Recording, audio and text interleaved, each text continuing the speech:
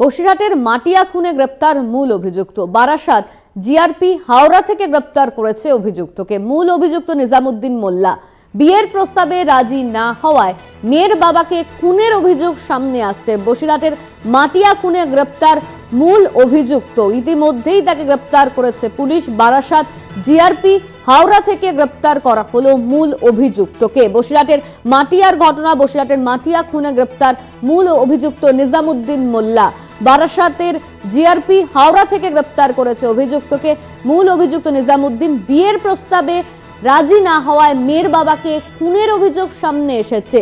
বিয়ের প্রস্তাব দিয়েছিলেন তিনি, আর সেই প্রস্তাবে রাজি না হওয়ায় খুনের অভিযোগ সামনে আসছে মেয়ের বাবাকে।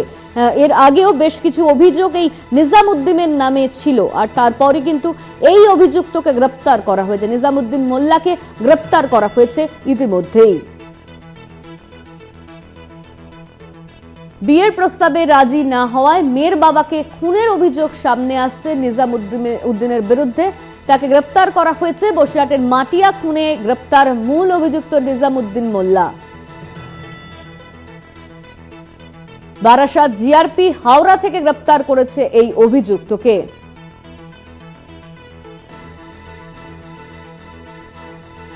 বেশ কিছু অভিযোগের সঙ্গে যুক্ত ছিল এই নিজামুদ্দিন, এমনই কিন্তু জানা যাচ্ছে। পুলিশের কাছে যে খবর এসছে, ফোন ট্র্যাক করে তাকে গ্রেপ্তার করা হয়েছে। সঞ্জিত চক্রবর্তী আমাদের সঙ্গে ফোন লাইনে রয়েছেন, আমাদের প্রতিনিধি। সঞ্জিত, ঠিক কিভাবে গ্রেপ্তার করলো পুলিশ? দেখো, এই মাটিয়া খুন কাণ্ডে বিশেষ করে তার বিয়ের প্রস্তাবে রাজি না হয় তার বাবাকে পরিকল্পিতভাবে খুনের পিছনে এই নিজামুদ্দিন মোল্লার নাম কিন্তু বারবার উঠে আসছিল।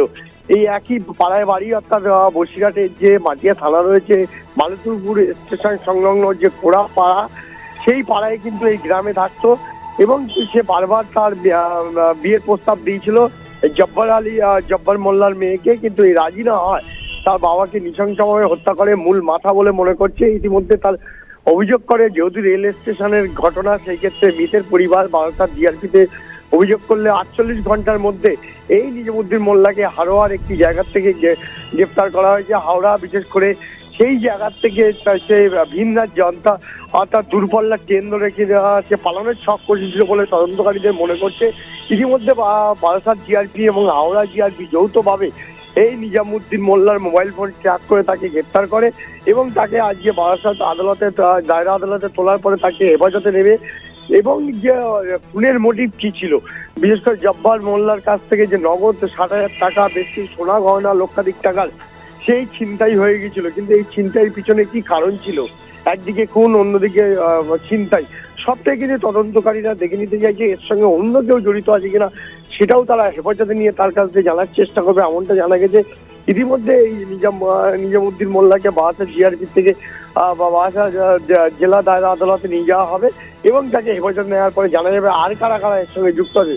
সব মিলে গোটা প্রক্রিয়াটাকে তদন্তকারীরা তারা গুটিয়ে আনার চেষ্টা করছে। এই মাটিয়া খুন কাণ্ডে কিন্তু রীতিমতো চাঞ্চল্য ছড়িয়েছে এই এলাকায়। পাল্টা অভিযুক্তের বাড়িতে কিন্তু গ্রামবাসীরা, অর্থাৎ মৃতের পরিবার সহ গ্রামবাসীরা ভাঙচুর চালায় বলে অভিযোগ। সব মিলে গোটা প্রক্রিয়া করে যে মূল অভিযুক্ত এই নিজামকে গ্রেপ্তারের দাবি তুলেছিল মৃতের পরিবার, সেই গ্রেপ্তারের সঙ্গে সঙ্গে আরো কারা এর সঙ্গে জড়িত আছে কিনা সেটাও তদন্তকারীরা একবার দেখে নিতে চাইছে। অনন্যা, ধন্যবাদ তোমায় সঞ্জিত। আমাদের সঙ্গে ফোন লাইনে ছিলেন আমাদের প্রতিনিধি সঞ্জিত চক্রবর্তী।